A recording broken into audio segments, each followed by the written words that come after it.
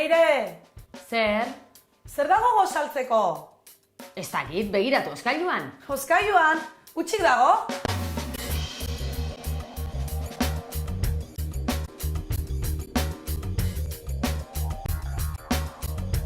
Utzik? Bai, ez dago ezer.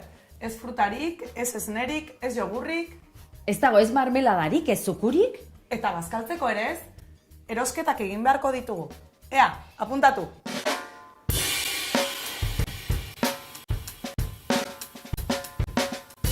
Apuntatu gozaltzekoak.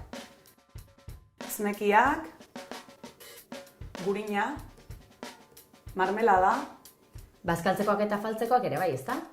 bai. Arrautzak, haragia,